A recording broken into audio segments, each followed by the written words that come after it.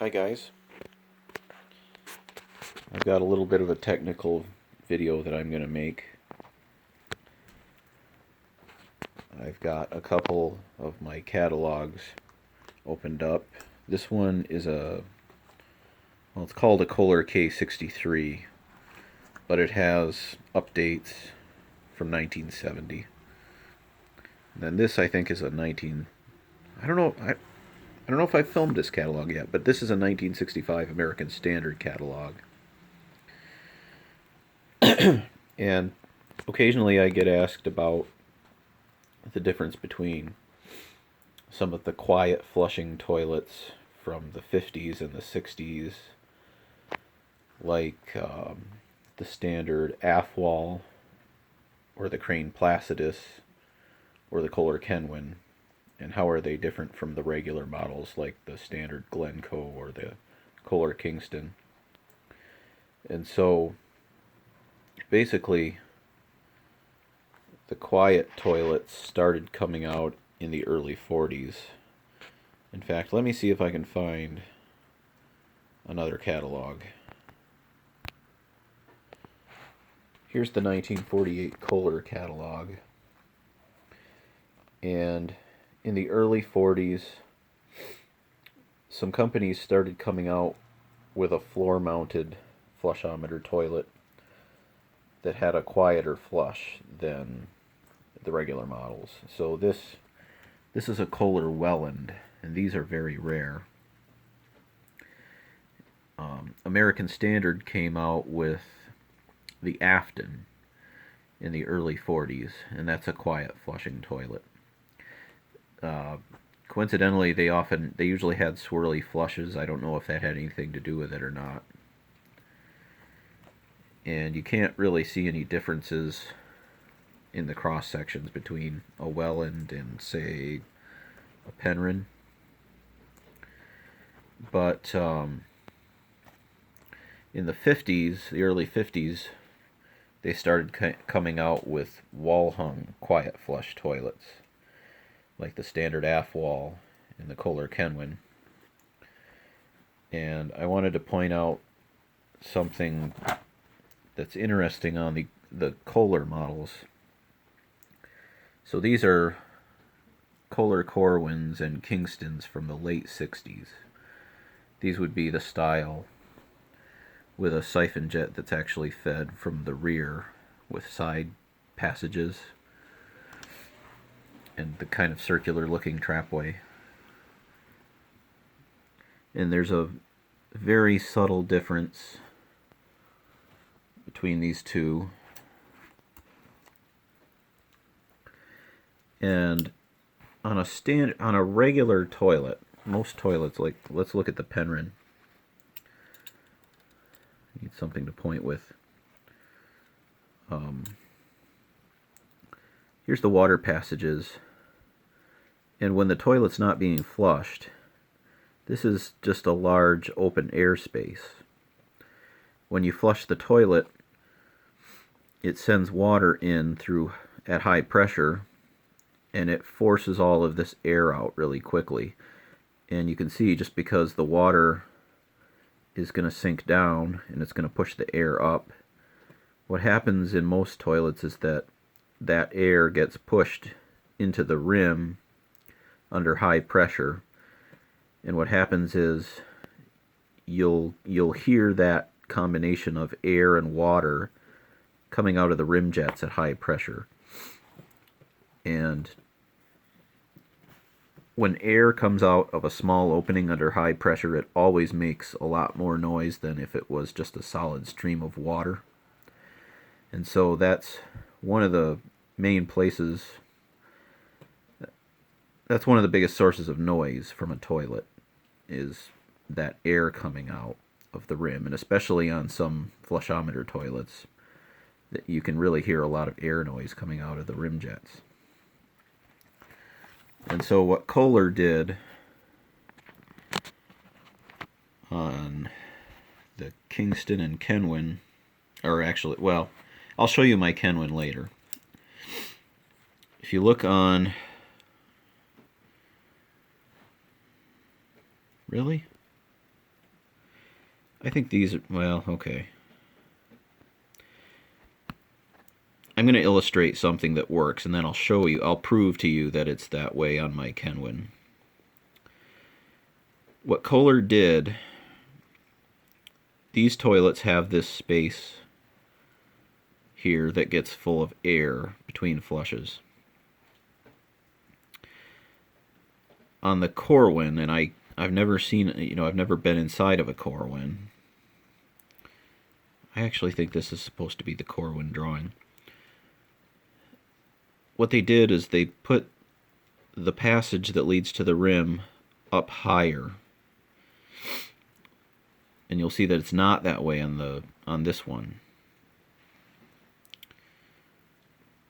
What that does is that when the water first comes down the pipe, it fills the rim with a solid stream of water, pretty much. And it pushes most of the air down to where it gets routed around here, and then it squirts most of the air out the siphon jet and out the sewer where you don't hear it.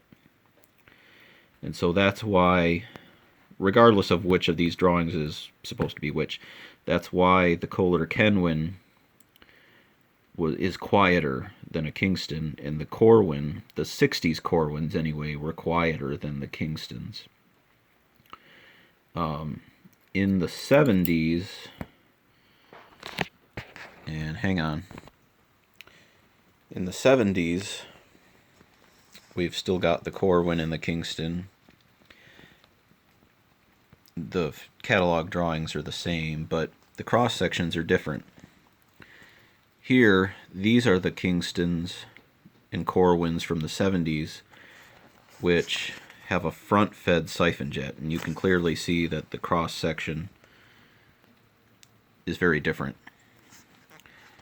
These toilets had side channels that led from the spud area down to that cavity there. But anyway, these two are basically the same in the 70s, except the Kenwyn had a 3-inch trapway, had a bigger trapway than the Kingston. And in fact, in this catalog, the Kenwyn is no longer marketed as a quiet toilet.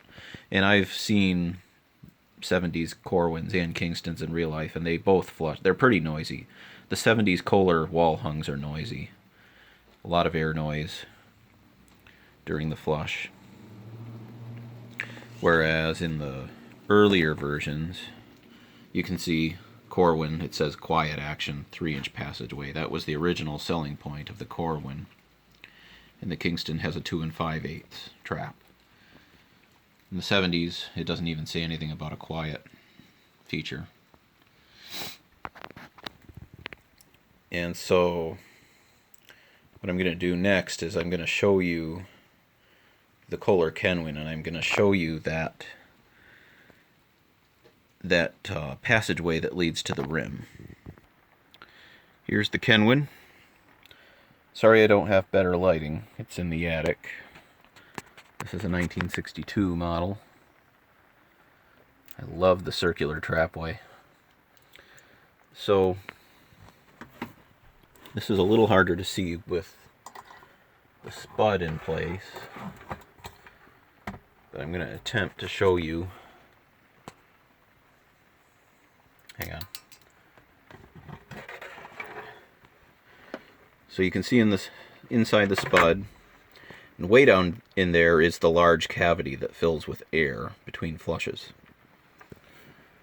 But before that, you see there's a small hole going off there. That is the hole that feeds the rim of the toilet. And so what happens is, when you have you've got the flush pipe, like the chrome vacuum breaker tube on a flushometer. If the vacuum breaker, the rubber cup, is working properly, oftentimes the tube itself stays full of water between flushes. Just like when you stick a straw in a drink and then put your finger over the top and you pull it out, the straw stays full of water. So in reality, when this toilet is installed, the flush pipe stays full of water probably up until about the spud area somewhere. And so there's not much air when the toilet is flushed and the water comes down to fill these holes. Not much air at all gets into the rim. And so you've got solid streams of water coming out of the rim. And that makes this toilet much quieter than the Kingston. When you flush a Kingston like this, you can hear lots of air coming out of the rim, and they're quite a bit noisier. And so, yeah. And here's the Afwall. This is a 60s Afwall. This toilet is a little different, because it's not fed in the same way as the Kenwyn. It has a front-fed siphon jet, and so all the water goes into this cavity, and basically all the air has to go through the rim down into the jet. I think this toilet does a lot of the same thing. In fact, sometimes when you flush these, if they're powerful enough, they blow a big bubble of air out the siphon jet, which means they're not getting a whole lot of air out of the rim. I can't fully explain that.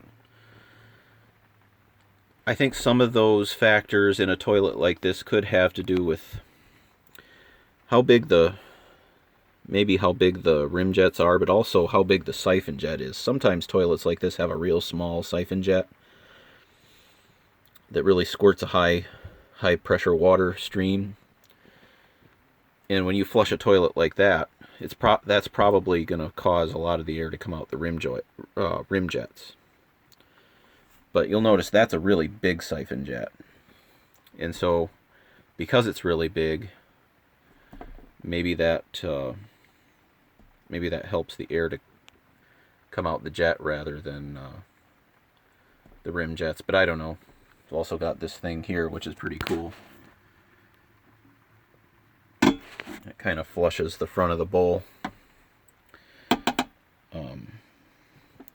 I can show you a cross-section of this toilet real quick before I end the video.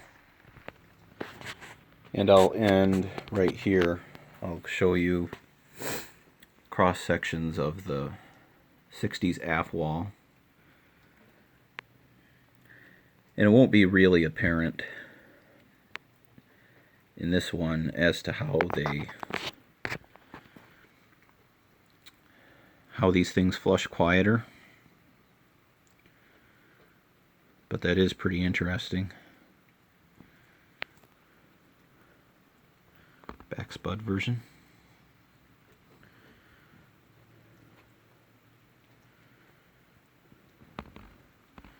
Here's the Glenco for comparison.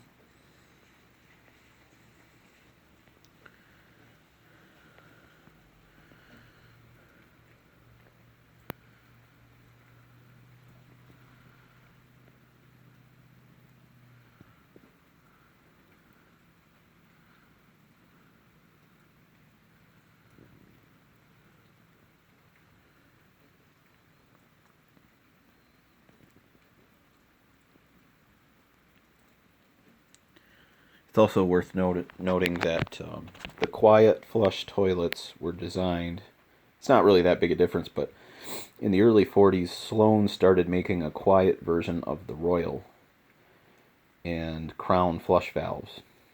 And so those quiet flushometers were intended to be used with the new quiet flushing toilets. And so that was also part of the pairing, part of the application of those toilets. And yeah, I hope you enjoyed. I'll catch you guys later.